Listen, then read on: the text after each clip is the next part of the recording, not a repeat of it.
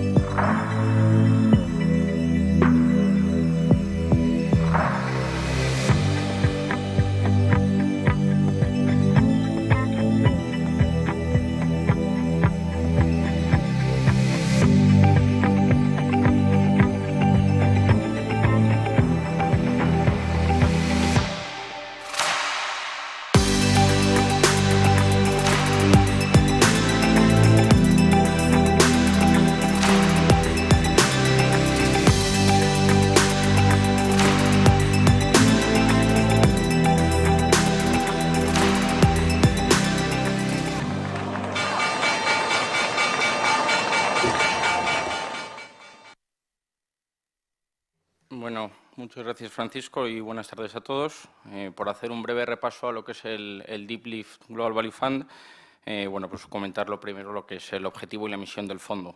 En primer lugar, y debido al carácter patrimonialista del fondo, decimos que el objetivo número 1 es la preservación de capital.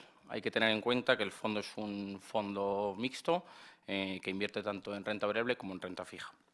En segundo lugar, en cuanto a lo que es ahí está. En cuanto a lo que es el objetivo de rentabilidad, la rentabilidad es obtener una rentabilidad similar a lo que es la renta variable en el largo plazo. Y por último, y probablemente el más importante de todos, el control del riesgo. Somos unos obsesos del riesgo en las inversiones, luego entraremos más adelante en detalle.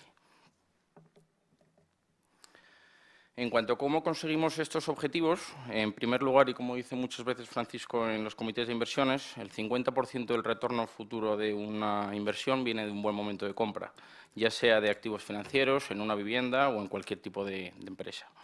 Para nosotros es fundamental comprar barato y a buenos precios. Como podéis ver en la parte de la izquierda de la diapositiva mostramos los múltiplos de lo que son la cartera valorados a cierre de agosto, valorados por Morningstar como fuente independiente. Ya no solo es que la cartera está barata, sino que además tiene bastante recorrido para ponerse en precio.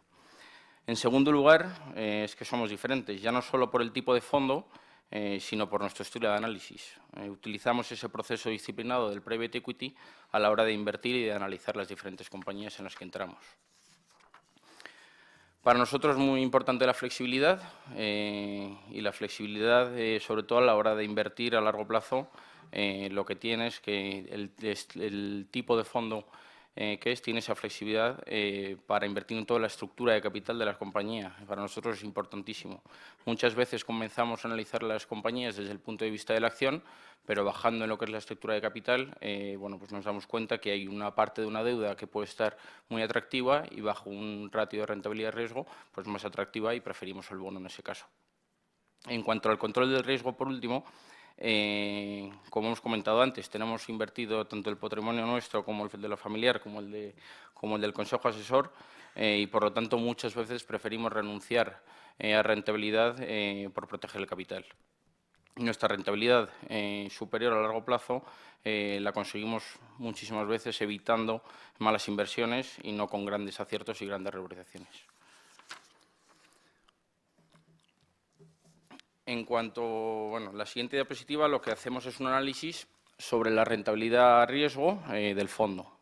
Obviamente, esta foto irá cambiando con el paso del tiempo, pero en lo que es el cierre de agosto, los últimos datos que vemos, la rentabilidad del fondo se sitúa similar a lo que es la renta variable europea a largo plazo, pero con una volatilidad 3 veces menor. También es importante ver el diferencial que existe entre lo que es el Deep Lift Global Value Fund y la categoría de fondos mixtos flexibles. En cuanto al track record histórico desde inicio, es importante decir que por folleto no tenemos ningún tipo de benchmark y ningún tipo de comparable, pero al final mucho base y mucho inversor institucional nos pide tener un comparable. Al final, bueno, pues no hay uno mejor que la categoría Morningstar de mixtos flexibles. Podemos observar que ya no solo el nivel de rentabilidad en este periodo dobla lo que es la categoría, pero también además podemos ver que la correlación del fondo frente al mercado es muy grande. Si os fijáis, la descorrelación. Si os fijáis, en el último trimestre de 2018, que fue un mes tan complicado para los mercados, el último trimestre el fondo acabó en positivo. Y meses como enero de 2018, el fondo baja y el mercado sube. Meses como este último de agosto, bueno, pues que ha sido un mes complicado, hemos sacado un 0,9 arriba. Pero para mí es incluso más importante que la rentabilidad lo que comentábamos antes de la protección del capital y el control del riesgo. En esta diapositiva lo que hemos analizado es el comportamiento del LIFT como herramienta descorrelacionadora en periodos complicados. Meses como junio de 2017, febrero del 18 o lo que comentábamos antes de diciembre del 18 o este agosto del 19, el fondo se comporta de manera extraordinaria frente a estas situaciones. Y yo creo que lo mejor es dejar la palabra a Francisco para entrar en lo que son valoraciones y activos. Gran parte de nuestro acierto a la hora de cumplir nuestros objetivos viene de tener muy claro en qué aportamos valor añadido a los inversores y esperar pacientemente a que lleguen esas oportunidades de inversión de tipo LIFT. Para que lo puedan entender de una manera visual, hemos querido tomar prestada de Warren Buffett la analogía entre un jugador de béisbol y un inversor. El jugador de béisbol, en vez de golpear a todas las pelotas que lanzan, tiene que esperar a golpear aquella pelota que le lanzan en su zona óptima, que es de donde más probabilidades tiene de llegar lejos. Para nosotros es parecido. En vez de invertir en todo lo que se mueve en el mercado, para eso se puede invertir en un ETF, o en lo que se ha puesto de moda en una casa de análisis, esperamos posicionados con paciencia a encontrar nuestras compañías LIFT, que es donde mayor probabilidad tenemos de conseguir un buen retorno para el nivel de riesgo que asumimos.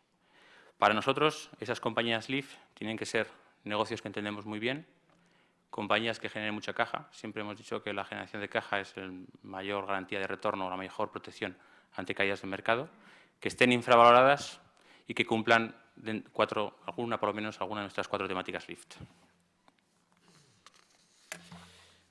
En cuanto a la distribución de la cartera actual, hemos puesto en la parte superior arriba lo que son las principales 10 posiciones del fondo con el tipo de activo que son y el tipo de temática que son.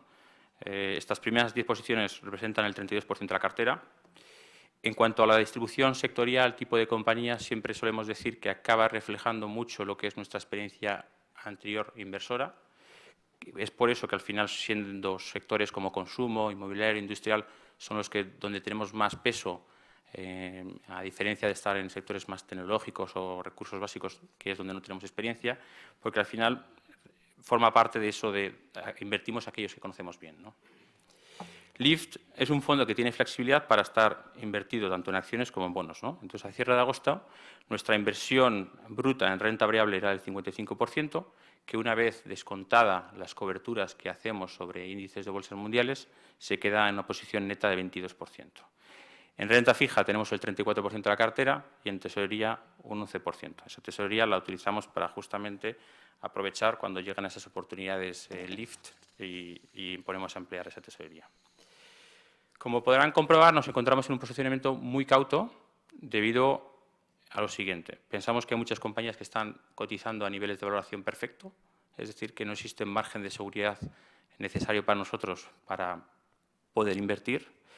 La renta fija de grado de inversión está gran parte en territorio negativo y nos enfrentamos a un escenario de desaceleramiento económico y presión de márgenes empresariales y, en consecuencia, preferimos construir una cartera conservadora cumpliendo fielmente a nuestro objetivo primero de preservar el capital. Pero al mismo tiempo que estamos muy cautos, consideramos que el precio de las acciones y bonos en cartera no reflejan los fundamentales de los mismos a largo plazo. Y como he reiterado varias veces a lo largo de este año, tenemos la convicción de que nunca hemos estado mejor invertidos y al mismo tiempo mejor protegidos.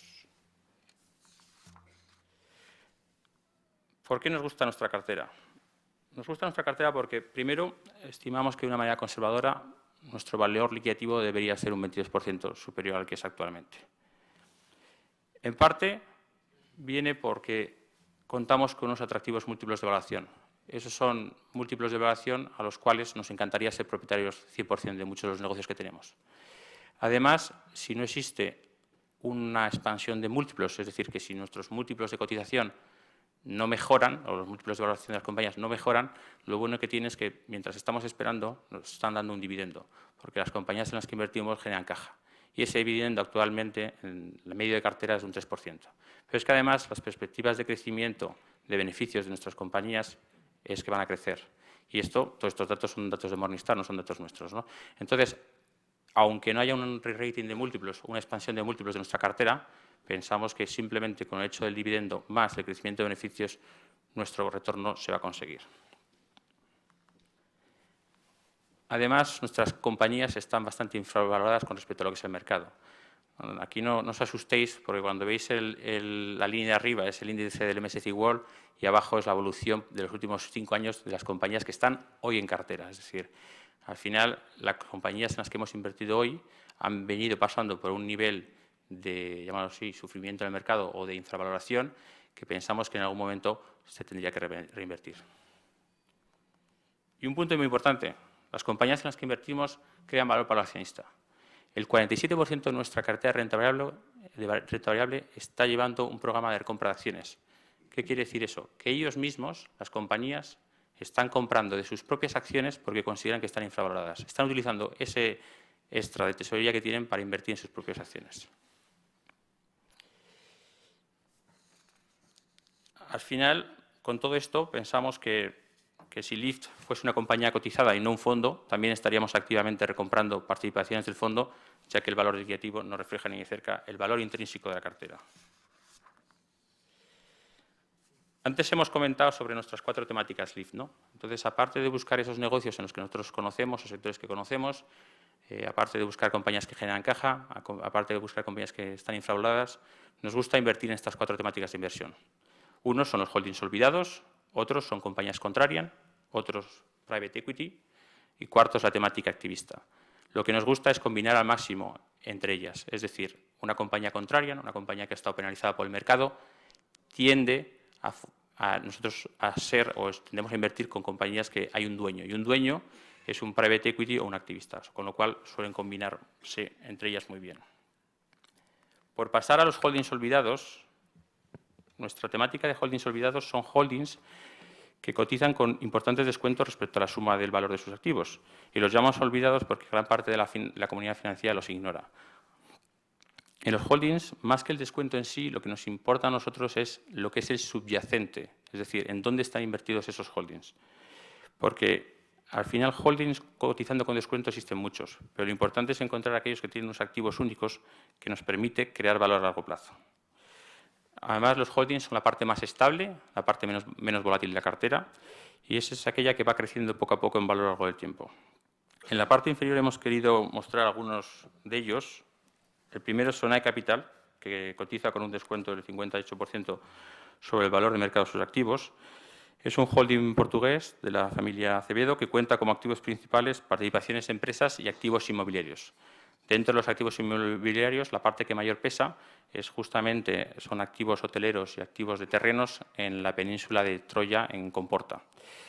Al final, ellos son los mayores propietarios de terreno y activos en esta zona, y gracias al crecimiento que está desarrollando la zona, la compañía está capaz de crear mucho valor a sus accionistas. Gracias a ello, ustedes son dueños de una parte de ese enclave único que es Comporta, a un descuento del 58% respecto al valor del mercado. Otro de los holdings es Urbana Corporation, que es una compañía canadiense que cotiza con un descuento del 48% sobre la suma del valor de sus activos. Este holding canadiense está especializado en invertir en el sector financiero y, entre otros activos, cuenta con participaciones en los principales bancos norteamericanos, que podrán ver en la diapositiva. Además de eso, lo que nos gusta es que este holding ha sido capaz de, con su track record, crear un retorno del 14% anual durante los últimos 17 años. Además, en los últimos 9 años ha comprado el 42% de sus acciones, es decir, ha hecho un programa de recompra para aprovechar el descuento al que cotizaba el holding y crear valor a los accionistas. Es una de las inversiones más atractivas que tenemos en holdings olvidados y complementa muy bien nuestra cartera, ya que nos aprovechamos de su expertise en el sector financiero, que nosotros no tenemos, para tener una exposición a este sector. Gracias a la inversión urbana, ustedes pueden ser dueños de una parte de las principales entidades financieras con un descuento de Estados Unidos, con un descuento del 48%. Y el último holding, nos vamos a la otra parte del globo, que es Hong Kong and Shanghai Hotels. Es un holding que cotiza con un 68% de descuento respecto a la suma del valor de sus activos. Este es un holding que tiene 2 patas de negocio. La primera parte es la cadena de hoteles de lujo Península, que tiene presencia en las principales capitales del mundo, y luego activos prime inmobiliarios en Hong Kong. Entonces, gracias a estos holdings olvidados que hemos comentado y otros más que tenemos, ustedes pueden ser dueños de activos únicos poco replicables a lo largo del mundo y con importantes descuentos. Vamos a pasar a la temática contrarian. La temática contrarian, al final, son empresas fuertemente penalizadas por el mercado en el corto plazo, pero que para nosotros pensamos que son problemas de corto plazo y no de largo plazo, ¿no? Entonces, de cierta manera, nos aprovechamos de ese cortoplacismo del mercado, de esa visión de trimestre a trimestre, trimestre a trimestre, para poder invertir en compañías que nos gustan a largo plazo. Todos ellos, y que podéis ver, son negocios fáciles de entender, compañías que generan caja, compañías que tienen problemas de corto plazo Y para nosotros es muy importante y un requisito que le pedimos a estas compañías contrarianas que tengan un dueño. Y ese dueño ya puede ser una familia, puede ser un fondo de private equity o puede ser un fondo activista. Uno de ellos es Colony Capital, que es, además de ser una estrategia contrarian, cumple el resto de las 4 temáticas de LIFT. Cumple la temática holding, porque es una compañía que es un híbrido entre lo que es un REIT, una socimi, compañía que invierte en activos inmobiliarios en Estados Unidos, y una gestora de private equity, porque es una de las gestoras de private equity más grandes en el mundo inmobiliario. Gestionan 42.000 millones de dólares en la parte de private equity y cobran comisiones por ello.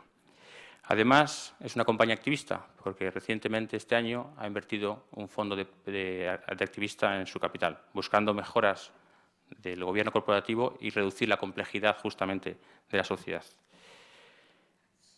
Y ya por último es contrarian porque es de esas compañías que desde que tuvo una fallida fusión o una fusión que fue destructiva de valor con Northstar, ha sido penalizada por la comunidad inversora y ha llegado a tal punto que durante el mes de agosto, que es donde nosotros hemos incrementado bastante la posición, ha llegado a cotizar con un dividendo, una rentabilidad por dividendo superior al 10% y con una rentabilidad de flujo de caja superior al 14%.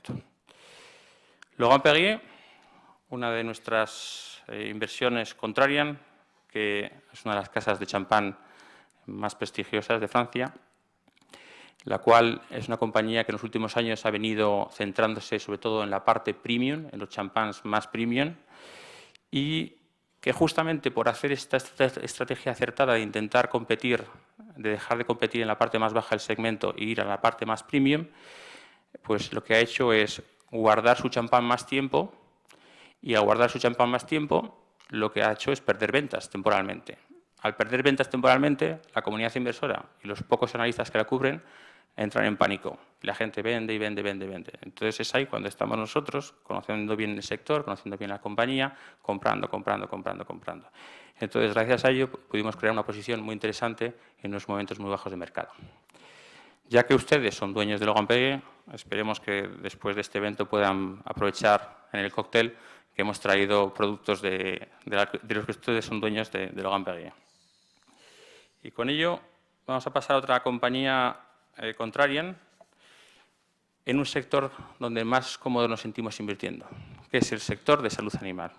Es un sector que conocemos bastante bien, es un sector en el que hemos estado invertido en diferentes tipos de compañías y Betoquinol es un caso en el que es una empresa contrarian, que es una posición top 10 de la cartera. Tenemos actualmente como un 2,5% de la cartera en Betoquinol. Betoquinol, para que lo puedan entender, es una compañía farmacéutica para animales. El 44% de sus ventas va dedicado a lo que es cría de ganado o segmento de ganado y 56% a lo que es salud animal de mascotas. ¿Vale? Son productos simples, ahí tenéis algunos ejemplos, pero lo que nos gusta del sector de salud animal, en el cual hemos venido invirtiendo a lo largo del tiempo, es que aparte de ser un sector grande, 30.000 millones de euros, es un sector que está en continuo crecimiento. Crecimiento en tasas de 4 o 6% anual. Y viene crecimiento por varias razones. Un crecimiento demográfico, un crecimiento de cada vez se busca una mayor productividad dentro de la cría de ganado, una mayor presencia de mascotas en países emergentes y también, al final, un componente de humanización de las mascotas en nuestro día a día. Además, a diferencia de lo que puede ser el sector farma tradicional o el sector farma de humanos, la salud animal, lo bueno que tiene es que los productos son mucho más diferenciados, hay mucha más lealtad, existe una inversión en I+D con mucho menos riesgo, es decir, la probabilidad de acierto es mucho más alta, mucho menos intensivo en I+D, en gasto, y luego es un sector que tiene mayores expectativas de crecimiento. Es un sector que además está en consolidación, es un sector en el que Betoquinol es el 8º actor a nivel mundial y que además un ejemplo de la reciente consolidación ha sido la compra de Elanco, que ha comprado, Elanco es el número 4 del mundo, ha comprado el número 5, que es la división de salud animal de Bayer. Nosotros pensamos que es un sector en consolidación y que seguirá siendo en consolidación. Todavía el 35% del mercado está copado por pequeños actores locales. Betoquinol ha ido comprando diversos actores en diversos países, el último ha sido en Brasil. Y aparte de que pensamos que Betoquinol va a seguir consolidando, pues el sector algún día también pensamos que Betoquinol puede ser un candidato también de compra. No en el corto plazo, pero en el largo plazo. Además, Betoquinol, como pueden ver aquí en la diapositiva, este es su track record financiero, su evolución financiera durante los últimos años. Como podrán ver, es una compañía que ha sido capaz de crecer su beneficio operativo a más del 7% anual durante los últimos 14 años. Es una compañía que ha sido capaz de generar mucha caja. Es una compañía que tiene un negocio, llaman así, inmune a las crisis, como pueden ver. Para ellos no notaron casi la crisis. Este es el tipo de empresas donde queremos estar invertidos a día de hoy. A día de hoy, donde a lo mejor hay más incertidumbre sobre el futuro, pues nos gustan este tipo de negocios que son fáciles de predecir, entender y que generan caja.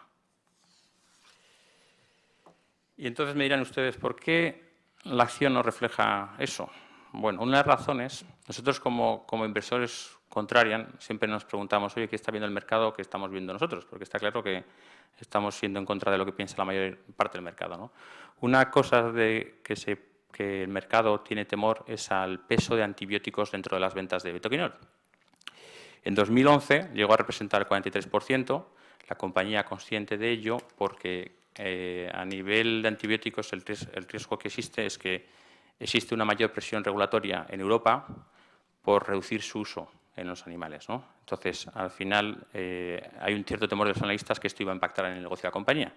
La realidad es que la compañía, consciente del posible riesgo, estuvo invirtiendo en I+D durante mucho tiempo y ha sido capaz de sacar muchos nuevos productos. Entonces, la compañía espera que antibióticos represente solo el 25% en 2021, pero bueno, prueba de ello y prueba de su éxito es que en los últimos años, a pesar de haber ido reduciendo su peso de antibióticos, no ha sido porque las ventas de antibióticos hayan caído mucho, sino porque han estado más bien estables. Y el resto del negocio ha sido capaz de crecer a tasas importantes y además la buena noticia para todos los dueños de Betoquinol es que esos nuevos productos son mucho más rentables que los antibióticos, con lo cual es por eso que la compañía ha sido capaz de hacerlo también. Además tiene otro problema, que aparte de la comunidad inversora le molesta, que es tiene una estructura de capital ineficiente. ¿Qué quiere decir eso? Que gracias a que genera mucha caja, ha sido capaz de generar mucha caja durante los últimos años, como pueden ver en la parte superior de la diapositiva, hasta representar el 16% de su capitalización bursátil. Eso es algo que a la gente le incomoda, para nosotros es una protección y además les da armas para poder comprar justamente compañías en países interesantes y seguir consolidando el sector. Ya en cuanto a temas de valoración, aparte de decir que esta es una compañía que solo le cubren 2 analistas, la mayor parte son 2 analistas franceses, y cuando hemos estado en alguna presentación de resultados de la compañía, la verdad es que el público solo francés y éramos los únicos extranjeros allí presentes en la sala. En cuanto a temas de valoración, podemos tomar cualquier métrica que queramos, ¿no? Podemos tomar lo que nosotros tomamos un múltiplo de veces beneficios ajustado al excedente de caja que tiene, que sale un múltiplo de 14 veces, que hoy para este tipo de negocios ojalá encontrásemos mucho más negocios a estos múltiplos, que eso se compara con 28 veces que cotizan los líderes del sector o los cotizados del sector, ¿no? En la parte de si lo tomamos un múltiplo de veces EBITDA, está cotizando a 8 veces, que se puede comprar con lo que cotizan del doble sus comparables, y justamente tenemos la mencionada compra de la parte de salud animal de Bayer por Elanco, que ha sido hecha a un múltiplo de 18,8 veces, ¿no? Con lo cual contamos con un activo muy interesante a un precio muy atractivo. A nosotros nos gusta hacer siempre, y esto viene de nuestra experiencia anterior en Private Equity, en que los comités de inversión siempre nos pedían hacer un caso base, un caso optimista, un caso negativo, ¿no? Con lo cual siempre nos gusta hacer, y estas son proyecciones sobre Betoquinol, que no os voy a aburrir mucho, pero bueno, para que tengáis una idea de lo que nosotros proyectamos, ¿no? Con esto tenemos un precio objetivo. Entonces, el precio objetivo que nos da es que en un caso base conservador la compañía vale un 47% más de lo que hoy cotiza. Y que si además pensamos que son capaces de replicar lo que han hecho en el pasado, o sea, no más, simplemente lo que han hecho capaz de replicar en el pasado, esta acción se puede revalorizar al 75%. Y lo que nos gusta generalmente de este tipo de ocasiones en las que yo tengo un upside, un potencial de revolución bastante alto, pero sobre todo, en mi caso pesimista, estoy muy protegido a los precios que compro, pues este es un buen ejemplo en donde nos sentimos como estar invertidos para los próximos años, independientemente de lo que ocurra a nivel macroeconómico. Y con esto, ya que estamos en salud animal, Fran nos va a comentar otra posición pasada del fondo en este sector.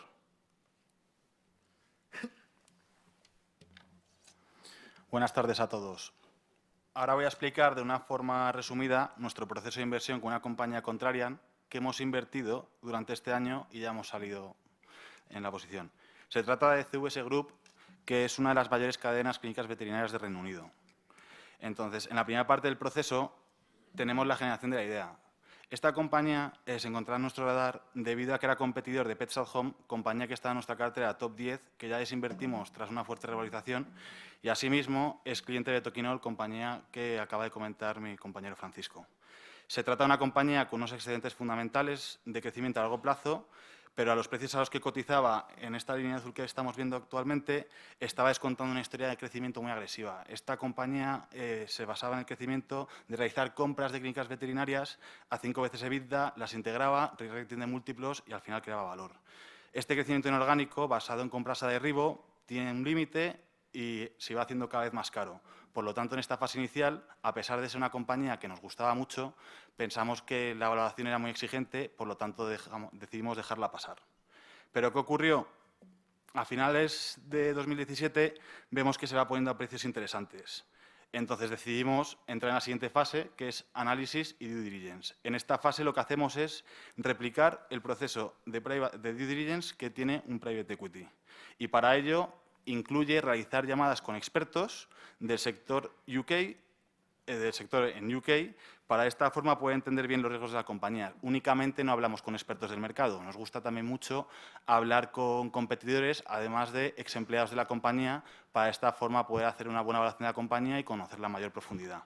Ni que decir que también mantuvimos reuniones con el equipo directivo de la compañía. Y finalmente el objetivo de esta fase es ver dónde están los riesgos, ver qué retorno puedo obtener y finalmente ver si merece la pena asumir ese riesgo para el retorno que puedo obtener. Una vez acabamos de evaluar la compañía, entramos en la fase del comité de inversiones. Entonces, discutimos esta compañía, desinvertirla o no, y en caso de invertirla, qué precio máximo estaremos dispuestos a asumir. Entonces, lo que concluimos es que no existía margen de subida suficiente todavía, entonces acordamos empezar a verla cuando estuviese en 4,5 libras por acción. Afortunadamente, no tardó mucho, la compañía a finales de enero de 2019 anuncia un profit warning y cae un 40%. Y esto nos da la oportunidad de invertir en una excelente compañía con unos fundamentales muy buenos a largo plazo, cuando realmente el profit warning se basaba en que, primera parte, se le había arruinado parte de la historia de crecimiento, que era algo que nosotros ya habíamos contemplado, que era el riesgo que no estamos dispuestos a asumir, y por otro lado había tenido una inflación de costes, que a su vez para nosotros también es una oportunidad, porque ese riesgo que teníamos ya estaba reconocido en el mercado, entonces estaba parcialmente eliminado. A pesar de todo lo ocurrido, nosotros nos estamos comprando una compañía que estaba generando una caja de 9,3 veces leverage free cash flow yield. Encima, en un sector que se comporta muy bien ante las crisis, ya que si vemos los datos históricos, la máxima caída que ha tenido esta compañía en like for like trimestralmente ha sido 1,2%. Además, algo que reforzaba mucho nuestra posición es que se encontraba cotizando a 8,8 veces EBIT, un múltiplo muy interesante que nosotros como inversores de private equity estaríamos encantados de poder adquirir una compañía a 11 o 13 veces. Pero lo que es más, si un industrial quiere comprarla, como por ejemplo puede ser Mars, que sabemos que en aquel momento se encontraba buscando oportunidades en Europa porque se quería expandir, ha hecho adquisiciones a niveles mucho más elevados, de 18, 20, incluso más. Por lo tanto, estábamos bastante protegidos porque esa infravaloración no debería durar mucho tiempo. Por lo que finalmente no podemos olvidar que estamos invirtiendo con una generación de caja muy alta en un sector favorecido por las economías de escalas y progresivamente se está produciendo una desregularización en el mercado de Europa. En la parte de seguimiento, lo que hacemos es todos aquellos acontecimientos que pueden ocurrir que afecten al valor intrínseco de la compañía, valorarlos y ver si tenemos que cambiar los números del modelo, es decir, la valoración. Y, por supuesto, atendemos a todas las conferencias, las presentaciones de resultados que hace la compañía, así como todas las conferencias sectoriales que podemos acceder gracias al servicio que tenemos de GLG. Finalmente, en cuanto a la venta, nosotros somos muy disciplinados, no nos encarillamos de las compañías, en cuanto llegan a su precio objetivo, salen de la cartera, porque cuando a medida que va subiendo, obviamente el potencial de retorno me va disminuyendo. Por lo tanto, esta compañía empezamos a desinvertirla en 6 libras por acción y finalmente la liquidamos cuando llegó a 7,5. Para que os hagáis una idea, en 7,5 estábamos vendiendo la compañía que era capaz de generar un 5% de free cash flow yield, que al final está descontando crecimiento, la compañía podía seguir creciendo, es verdad, pero ante este escenario no nos encontramos cómodos. Nosotros, por nuestro track record pasado en private equity, somos unos obsesos de la caja y nos gusta ver si la compañía o bien reparte esa caja en forma de dividendos o bien seguir a la compañía y ver que está utilizando este dinero de una forma eficiente para invertir en unos ROCEs atractivos y que pueda hacer tener un mayor retorno en el futuro. Por lo que, finalmente, en esta compañía, con nuestro precio medio de compra, obtuvimos un retorno superior al 50%.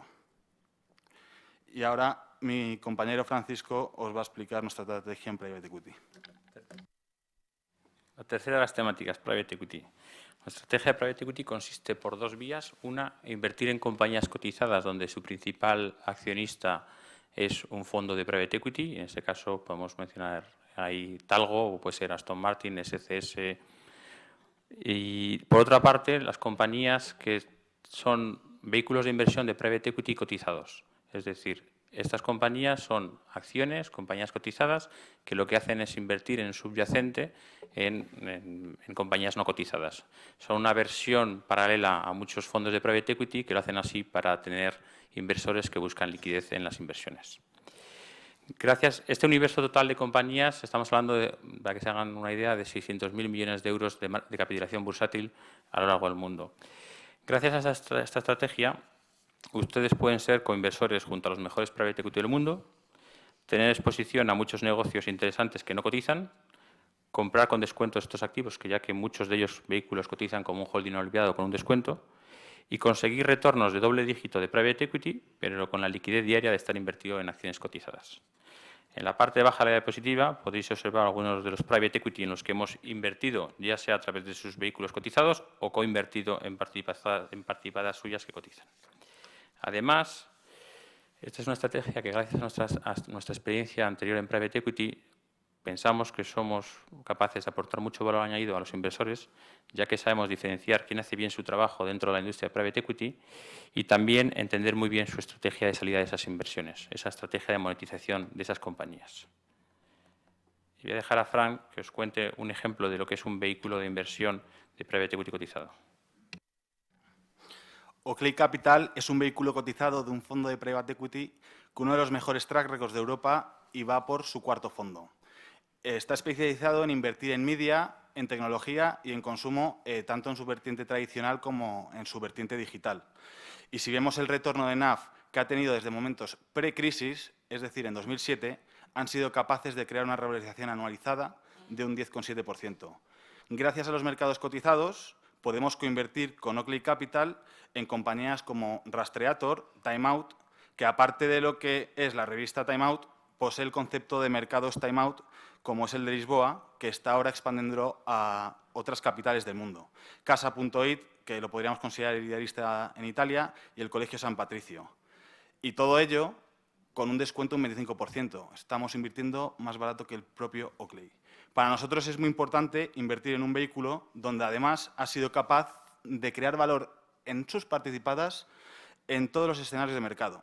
Y si encima la comparamos con un benchmark, como puede ser el Eurostoxx 600, podemos ver que lo bate con mucha distancia. Cuando la rentabilidad de estos 600 durante estos años ha sido un 0,5, Oakley Capital ha sido capaz de crear una revalorización de un 10,7 anualizada.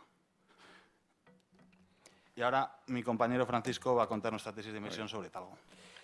Un ejemplo de compañía cotizada donde su principal accionista es un fondo de private equity es Talgo, ¿no? Talgo es la mayor posición del fondo. Es, además de una estrategia de private equity, es una estrategia contrarian. Yo creo que todos habéis tenido la ocasión de montaros en alguna ocasión en un tren de Talgo, pero bueno, voy a hacer una pequeña introducción. Talgo es un fabricante especializado en lo que es el segmento de muy alta velocidad y alta velocidad. Es un segmento que tiene unas virtudes, que es el segmento donde mayores márgenes se consiguen, es el segmento donde menos competencia hay, porque hay unas altas barreras de entrada, pero tiene como parte negativa es que los contratos no suelen ser muchos, o los contratos se suelen hacer de poco en poco, ¿no? Visto ello, la compañía durante los últimos años está invirtiendo en desarrollar un tren regional de cercanías, lo que le permitirá incrementar su segmento de mercado donde puede atacar, ¿no? Lo que nos gusta también es que es una industria en crecimiento por varias tendencias de largo plazo estructurales y es un sector en consolidación, ¿no? Para que os hagáis una idea, dentro de lo que es el segmento de muy alta velocidad, solo existen 7 actores a nivel mundial y entre ellos, uno de ellos es Talgo. Entonces, igual que con todas las compañías que son contrarias, pues nos preguntamos sobre por qué la acción de Talgo ha caído tanto. La compañía salió a bolsa a 9,25 euros por acción. El primer año tuvo una serie de noticias negativas, lo que hizo que la acción bajase a 4 euros. En Lyft se empezó a crear una posición hace 3 años, en ese entorno de los 4 euros, y desde entonces podemos decir que hemos llegado a conocer mucho, poder aprender mucho de la compañía durante este periodo, y además hemos sido capaces de aprovechar esos momentos en los que el mercado, por lo que sea, nos ha dado una volatilidad, una oportunidad de incrementar nuestra posición. Otra de las razones por las cuales la compañía al final se ha visto penalizada por el mercado es esa falta de pedidos recurrentes que mencionábamos, ¿no? Lo que tiene es que, además, el mercado no ha llegado a entender los ciclos de adjudicación y ciclos de ejecución y ciclos de cobro del sector ferroviario. Durante el año 2015-2016, si lo pueden ver en la diapositiva, en las barras azules, fue una época que para ellos tuvieron pocos pedidos y esto se viene reflejado 2 años más tarde en su cuenta de resultados. Es por eso que durante los últimos años han tenido lo que se llama un valle en su cuenta de resultados, lo cual no ha ayudado a la acción y la ha visto penalizada. Pero la buena noticia para ustedes como dueños de este negocio es que ahora mismo la compañía se encuentra, después de haber ganado el contrato del AVE en España y después de haber conseguido 900 millones de euros de contratos este año, se encuentra otra vez en su nivel máximo de pedidos. Y con ello, lo bueno que tiene es que, como estos son ciclos de 3-4 años, ahora mismo tenemos muchísima visibilidad sobre lo que va a hacer la compañía hasta 2023. Si además tenemos en cuenta que otro de los temores del mercado históricamente es que, debido al ciclo que comentábamos antes de fabricación y cobro, llegó un momento en el que en 2017 la compañía, a base del contrato de Arabia Saudí que estaba ejecutando, todavía no lo había cobrado. Y entonces llegó a unos niveles de deuda por su posición de working capital que dio un poco de temor a cierta parte de la comunidad inversora. Pero esto, lo que ha pasado es que al cierre del año pasado cobró la mayor parte de todo este importe que le debía Arabia Saudí y con ello ha acabado en una posición de tesorería neta superior a 80 millones. ¿Qué ha hecho la compañía cuando se ha encontrado con tanta caja? Ha dicho, qué mejor opción que comprar nuestras propias acciones. Y con ellos han lanzado un plan de recompra de 100 millones de euros, que es aproximadamente el 15% del capital, que supone uno de los mayores planes de recompra en la historia de España. Y que ahora mismo se llega por el 40% de ese plan de recompra y están comprando para ustedes, la propia compañía, un poquito de acciones, con lo cual el fondo cada día es un poquito más siendo dueño de la compañía. Para decir que la compañía está increíblemente barata, qué mejor que ir a sus comparables, ¿no? Al final, la compañía está cotizando a un 50% de descuento con respecto a lo que es el resto de su sector, a pesar de contar con uno de los mayores márgenes de la industria y con una justamente mayor generación de caja y con unas perspectivas de crecimiento y mucha visibilidad gracias a lo que simplemente hoy tienen en cartera de pedidos. Si nos vamos ya a un caso muy agresivo, es decir, esta compañía nunca vuelve a conseguir un contrato en la vida, es decir, se queda con lo que tiene. Tenemos que con lo que vale su negocio de mantenimiento recurrente, más la ejecución de la cartera de pedidos y la tesorería, llegamos a un precio por acción de unos 5,6 euros por acción, cuando esta compañía está cotizando ahora a 5,3. Igual que en otros casos, hacemos una proyección ante diferentes escenarios y con ello llegamos a un precio objetivo. Bajo nuestro caso base conservador, llegamos a un potencial de revalorización de la acción del 45%. Si tenemos en cuenta que la compañía gana algún contrato más y que encima sus múltiplos mejoran, pues podemos llegar hasta un potencial de revalorización del 84%. Y otra vez más, nos encontramos ante una oportunidad o una compañía en la cual tenemos mucho retorno potencial, si las cosas van normalmente bien, y con muy poco posibilidad de pérdida, gracias a que justamente, como hemos comentado antes, el valor de liquidación es prácticamente el valor al que está cotizando. Y ya vamos a terminar con la cuarta temática de LIFT, que es la parte activista. La parte activista es una estrategia que normalmente suele estar acompañada de otra estrategia, ¿no? Raramente invertimos solo en una compañía cumpliendo un criterio de activismo. Pero para que los que no conozcáis, los fondos activistas son fondos que toman una participación significante en una compañía y lo que buscan son, ya sea mejoras del gobierno corporativo, un mejor uso de la estructura de capital o otro tipo de mejoras operativas o financieras, ¿no? Existen, para que os hagáis una idea, 500 campañas de fondos activistas en Estados Unidos y más de 100 en Europa. Y como veis en la diapositiva, hay muchas compañías que, aunque capitalizan muchos miles de millones, están siendo bajo presión de activista. Yo creo que mejor que contar un caso en concreto, como puede ser el caso de Newell Brands. Newell Brands es una compañía que cumple dos temáticas de inversión nuestras. Contrarian, porque está penalizada por el mercado, y activista, porque el principal accionista es el legendario inversor Carl Icahn, con un 9,7% del capital. A 31 de agosto representaba un 3,4% de la cartera. Newell Brands es una compañía americana que surge de una de las peores adquisiciones de la historia en el sector consumo. Newell's Rubbermaid y Jarden Corporation, dos compañías que formaron una compañía de consumo de 1.600 millones de dólares en ventas. La adquisición de Jarden fue demasiado cara y originó una fuerte caída del valor de la acción con el paso del tiempo. Aquí arriba podemos ver algunas de las marcas que tiene la compañía, muy reconocidas sobre todo en Estados Unidos, y ahora vamos a decir qué nos gusta de Newell. Pues para empezar, sus marcas. Tiene unas marcas que en todos los segmentos en los que compite tiene una alta cuota de mercado. Siempre es número 1 o número 2 del mercado. Su principal accionista, como ya hemos dicho antes, es Icahn Associates, con un 9,7% del accionariado. Y luego, que actualmente la compañía se encuentra en un proceso de simplificación del negocio, porque tenía demasiados negocios que no tenían mucho que ver entre sí y al final era gestionada como un holding más que una compañía. Por lo tanto, aquellos negocios que tienen menos que ver, la compañía decidió hacer un programa de inversiones en los que les ha entrado ya 6,6 billones de dólares de caja y queda pendiente de invertir 700 millones de dólares que entrarán a lo largo del segundo semestre. Y por otro lado, pues como nos gusta siempre, compañías que generan mucha caja. Aquí os voy a comentar brevemente los dos pilares del proceso de mejora de resultados operativos que tiene Newell. Si comparamos los márgenes que tiene Newell con los competidores, hay una diferencia abismal.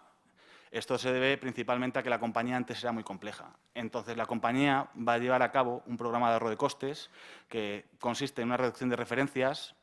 Tenía demasiadas referencias que eran muy difíciles de gestionar, 90.000, ya están en proceso de disminuirlas con el objetivo de llegar a 45.000, así como también pues, reducción de centros de distribución, reducción de fábricas, eliminar duplicidades y reestructuración de personal.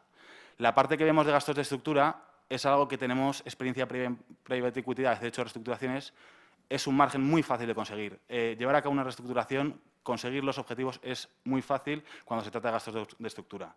Por otro lado, la compañía, el ciclo operativo se puede decir que no es óptimo. Es decir, esta compañía cobra demasiado tarde y paga demasiado pronto. Si lo comparamos con sus competidores, que tienen 70 días que financiar el working capital, al final esto supondría 800 millones de dólares de generación de caja. Es más de un 10% del market cap. Algo que puede venir soportado gracias a que las desinversiones que ha realizado la compañía se han utilizado principalmente a hacer buyback, pero la parte más gorda se ha destinado a una reducción de deuda, lo que le da una mayor solidez financiera y de esta forma podrán negociar mejores términos de pago con los proveedores.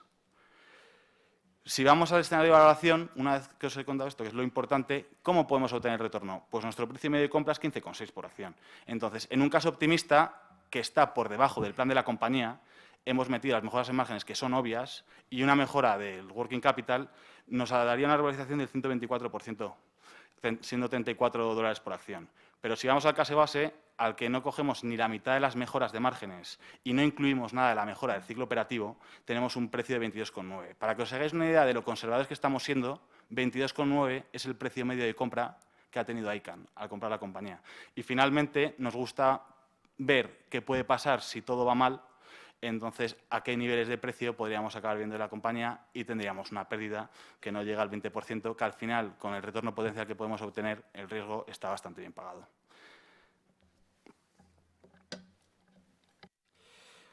Bueno, una vez que hemos pasado, que hemos visto la parte de la renta variable y las 4 temáticas de inversión con ejemplos de compañías dentro de la cartera, vamos a pasar a la parte de renta fija. Queríamos comentar un bono que tenemos en la segunda posición del fondo, es un bono de la compañía Aritza, es un bono, nosotros lo llamamos el bono Contrarian.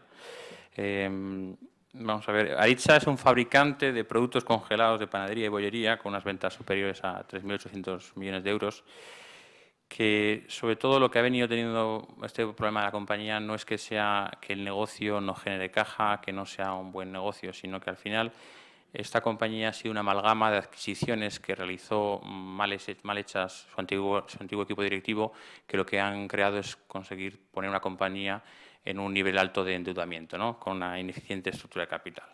Entonces nosotros, y para que también entendáis un poco nuestra forma de mentalidad y como cuando muchas veces decimos que nuestra ventaja de poder a veces ver las mismas oportunidades desde el punto de vista de la acción y el mismo punto de vista de renta fija, empezamos mirando la compañía en este primer punto desde el punto de vista de la acción. Simplemente para que quede claro, la acción es la línea roja y los bonos híbridos, tanto en euros en azul como en verde, es la parte de los francos suizos. Pero empezamos a mirar la compañía en ese punto, ¿no? En el punto número 1, pero desde el punto de vista de la acción.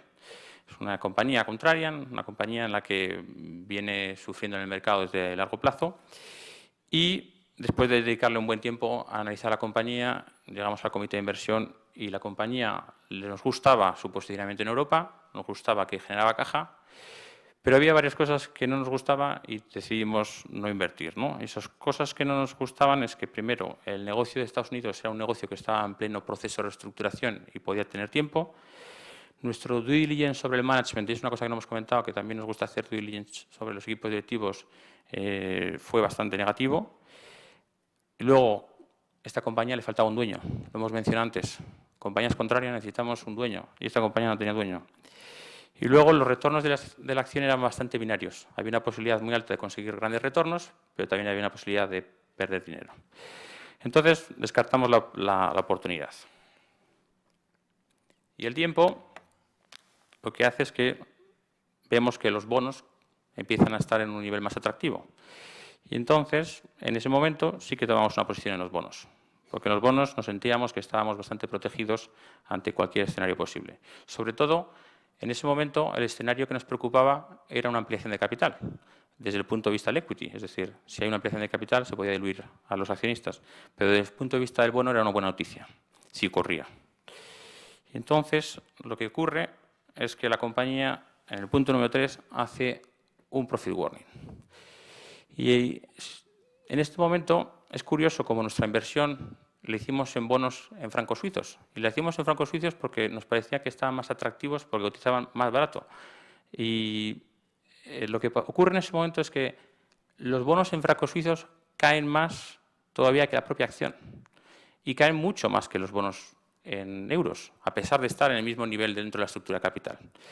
Entonces, la razón que leemos de eso y nuestro comité de inversión lo que hacemos es, ¿ha cambiado nuestra tesis de inversión? No. Incluso después de este profit warning, a lo mejor incrementa la posibilidad de una ampliación de capital. Pero además nos preguntamos, ¿y por qué han caído más los bonos en francos suizos?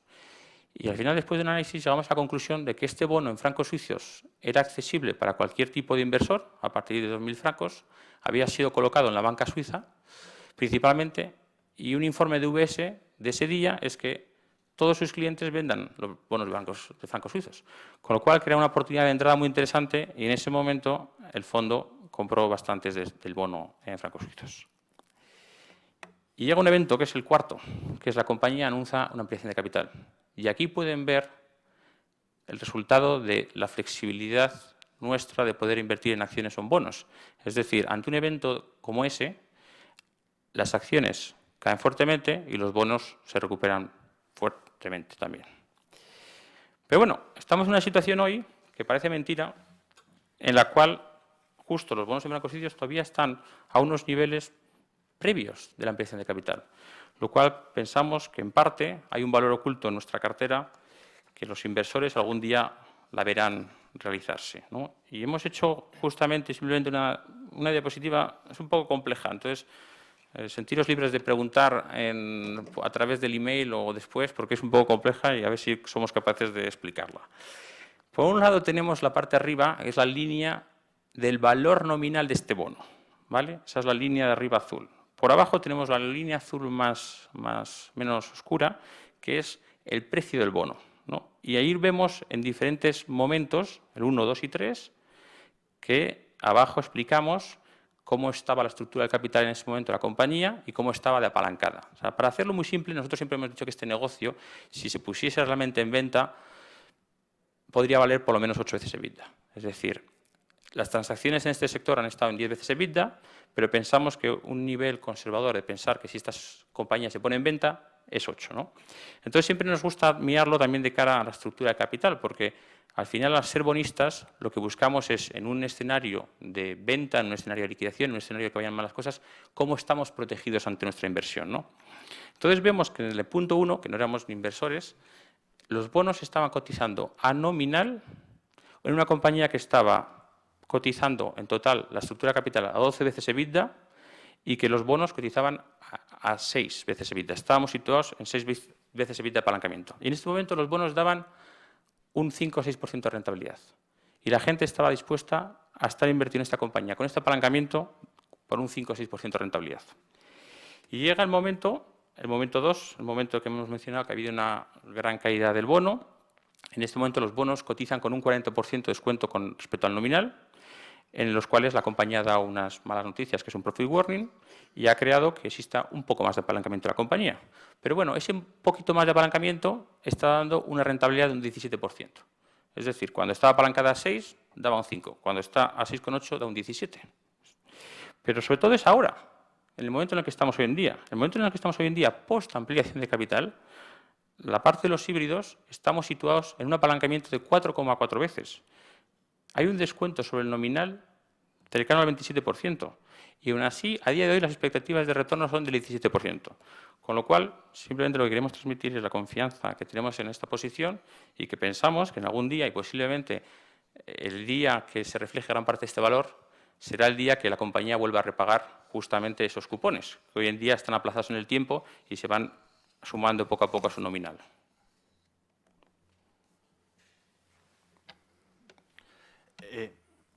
Os voy a comentar a grandes rasgos lo que es el plan estratégico de la compañía. Los 3 puntos más importantes es que la compañía espera tener un ahorro de costes de 200 millones de euros en los próximos 3 años.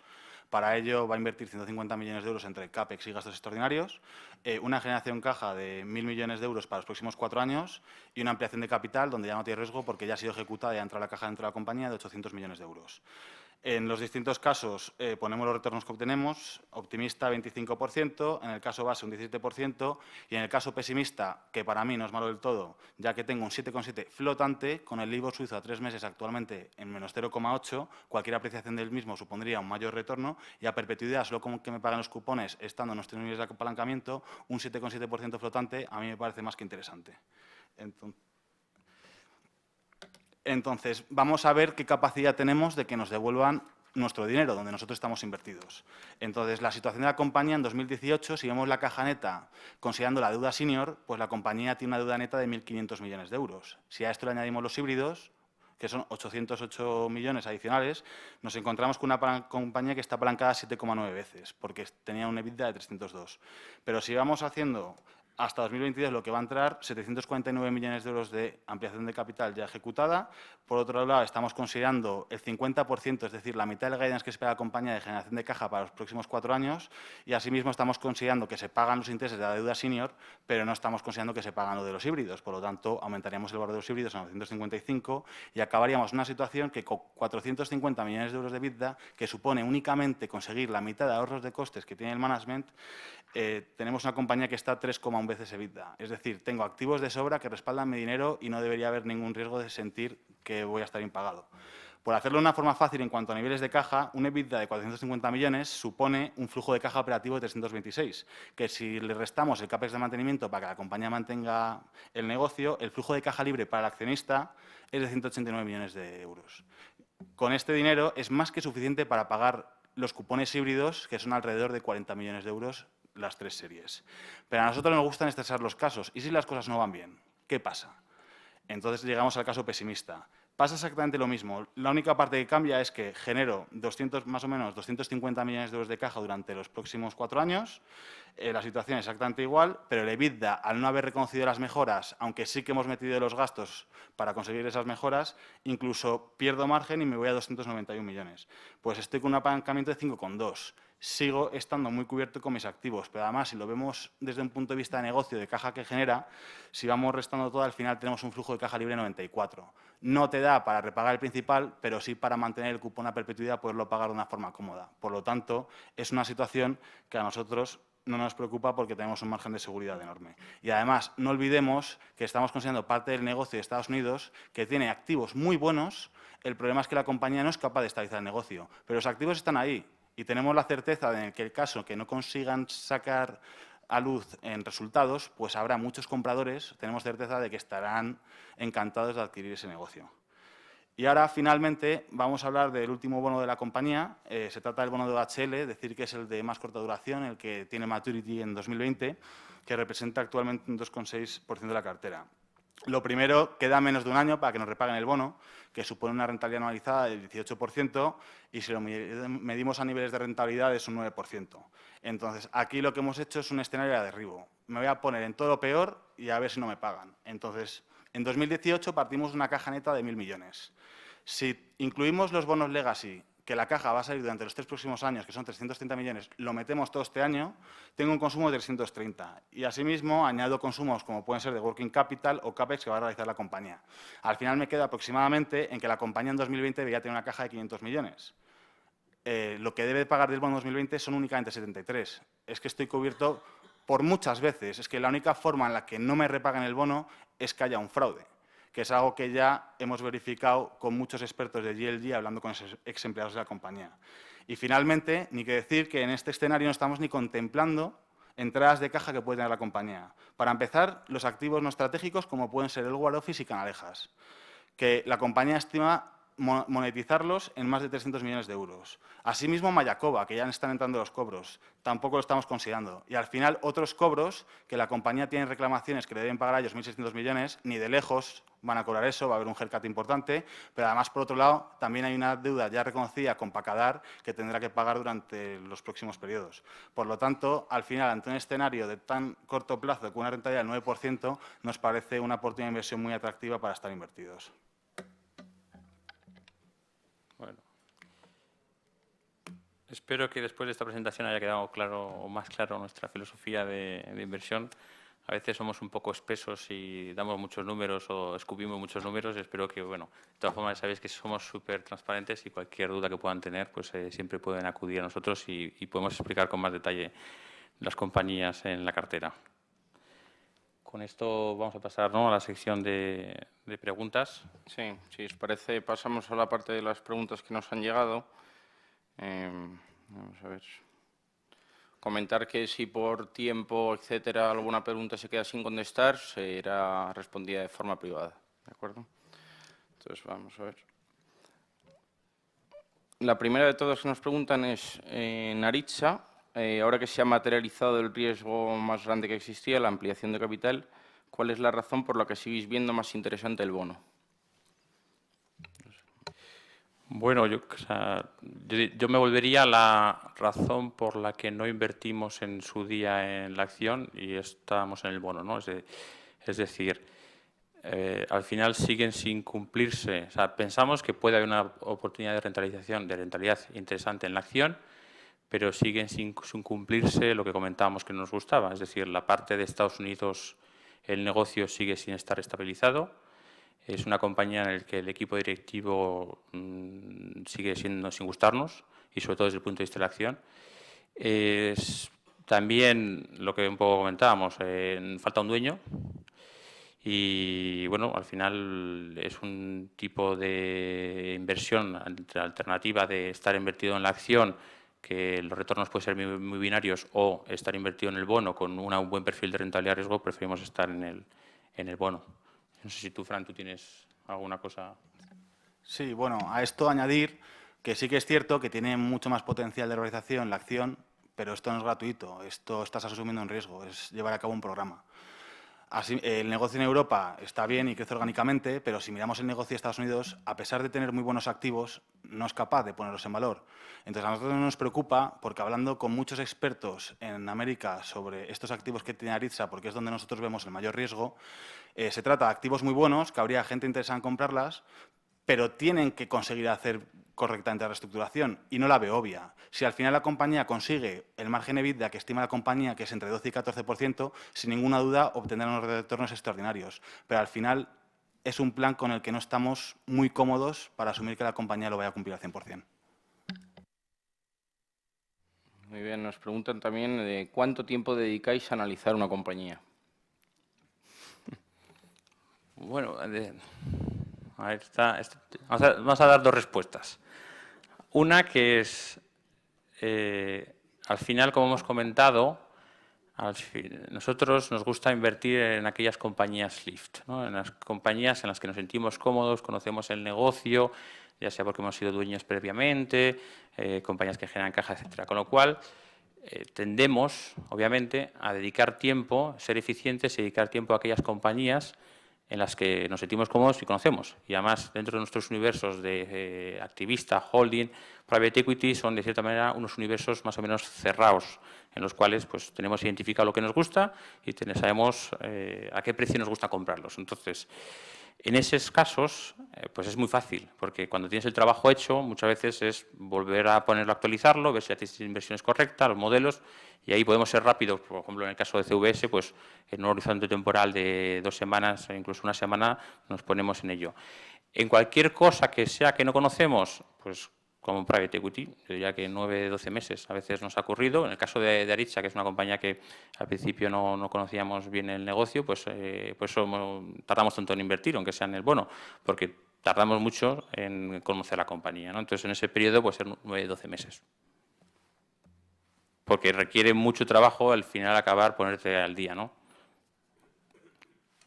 Sí, aquí esta es una doble pregunta, por lo que veo. ¿Podéis darnos un ejemplo de una compañía que hayáis invertido, que el mercado estuviera penalizándola y que posteriormente en el mercado os hubiese dado la razón? ¿Podríais decirnos cuáles eran las razones de que el mercado no le gustara y que sí que os gustase a vosotros?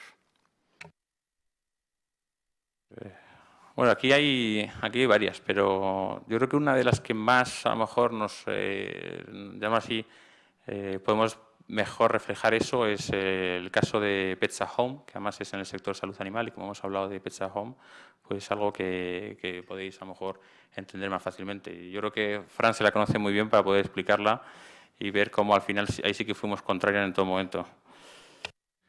Bueno, Pets at Home es una empresa de UK de animales que tiene 3 patas de negocio, tiene clínicas veterinarias, tiene retail para animales y tiene salones de belleza para animales. Entonces, era una compañía que era odiada por el mercado, los analistas no paraban de hablar mal de ella y principalmente, por resumirlo y no hacerlo muy largo, había 2 puntos en los que los analistas criticaban mucho a la compañía.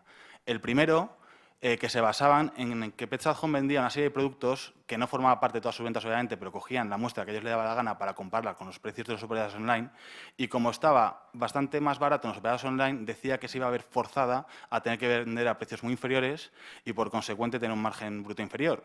Pero al final la muestra que utilizaban no tenía sentido, porque al final no estaba considerando la marca propia que tenía la compañía y muchas otras cosas. Que al final lo que hizo Pets at Home fue igualar en precios a aquellos productos que eran iguales y tuvo un impacto en márgenes muy reducido, que al final a nivel absoluto no hubo impacto porque el incremento en ventas fue muy positivo.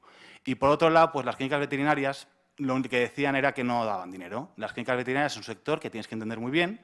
El primer y el segundo año, mientras vas haciendo tu base de clientes, estás en pérdidas. A medida que las clínicas maduran, pues tienes márgenes muy superiores y ventas muy superiores.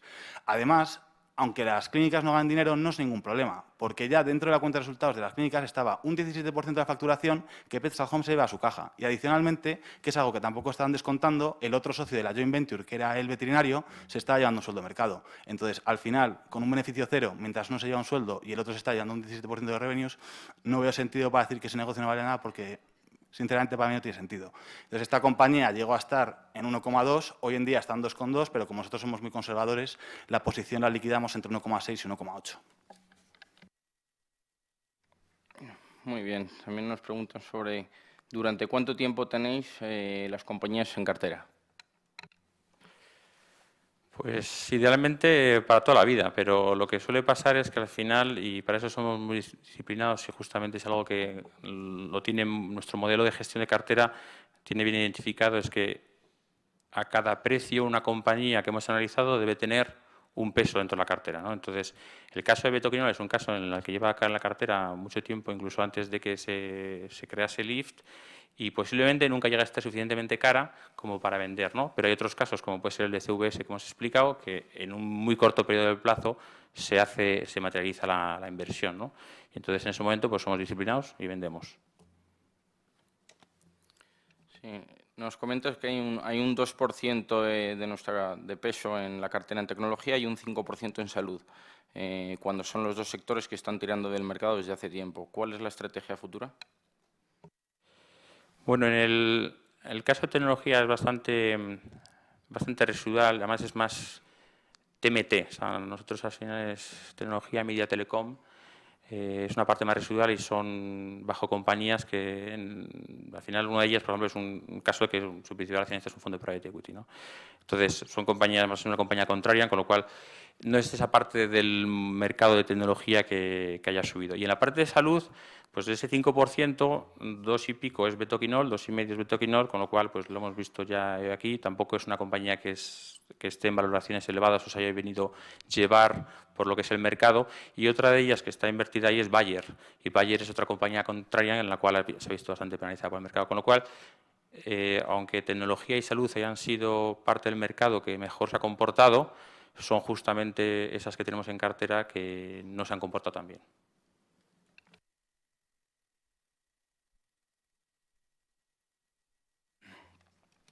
En vuestro trabajo de seguimiento de compañías invertidas, ¿qué contacto mantenéis con los equipos directivos? Si me permitís, esta la voy a responder yo, porque soy al final el que lo vivo constantemente. Entonces, comentar que con el top 10 de la cartera, el contacto es prácticamente semanal y quincenal en función de si es un bono o una acción, pero al final, al replicar ese proceso de private equity al mundo cotizado, el contacto es constante. Y de hecho, hay alguna persona por aquí que es miembro de un equipo directivo de una de las compañías que probablemente piense que somos los más pesados de toda España, pero al final es fundamental de cara al seguimiento de nuestras compañías.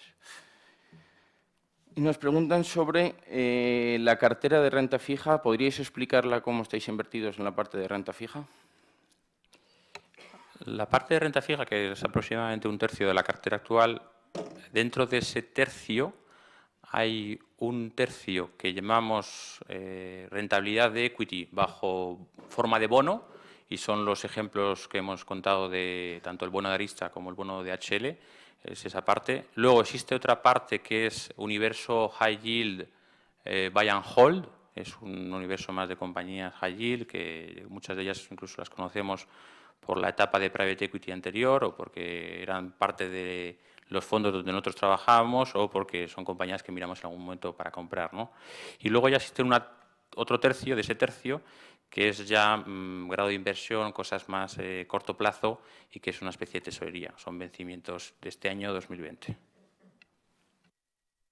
Sí, nos preguntan también por el peso de la divisa no euro y la política de cobertura. Bueno, las coberturas, para nosotros, siempre decimos, la clave es que nosotros analizamos una compañía. Y analizamos una compañía desde el punto de vista de la acción, desde el punto de vista del bono, y lo que nos interesan son sus flujos de caja. Por lo tanto, en aquellas compañías extranjeras no euros, o cuando el bono o el cupón es no euros, o cuando la compañía es una inmobiliaria de Estados Unidos, lo que hacemos es siempre cubrir esa divisa no euro a través de futuros. Entonces, lo que buscamos es cubrir ese flujo de caja por el cual invertimos con la divisa. Sí. Nos preguntan también ¿de dónde sacáis las ideas de inversión? Pues la verdad es que de muchos sitios, ¿no? Parte de esas ideas, como hemos dicho antes, al final nuestras temáticas Lift, muchas de ellas dejan de ser un universo cerrado, con lo cual, pues lo hemos comentado antes, tendemos a pescar más en aquellas cosas que conocemos bien, en aquellas cosas que entendemos bien y en esas cosas que hemos invertido a lo mejor en el pasado, y esa es una parte. Otra parte, pues en observación diaria, pues al final acabamos muchas veces mirando cosas en el día a día, desde pues, supermercados, desde, o sea, al final el consumo sabéis que nos gusta mucho, desde cosas como supermercados, de temas inmobiliarios, de varias razones, ¿no? Al final yo creo que tenemos a veces incluso un exceso de generación de ideas y por eso somos bastante pragmáticos y nos centramos en eso que hemos puesto en la diapositiva donde estaba el bate de béisbol, ¿no? Que centrarnos en aquellas que nos interesan y que sabemos hacer bien. No sé si tú quieres añadir algo. Vale. Quedan bastantes preguntas, yo creo que lo mejor es contestarlas vía privado para no entretenernos aquí demasiado, así que si os parece finalizamos. Perfecto. Pues nada. Pues muchas gracias, Muchísimas gracias a todos y nada. Pues nada.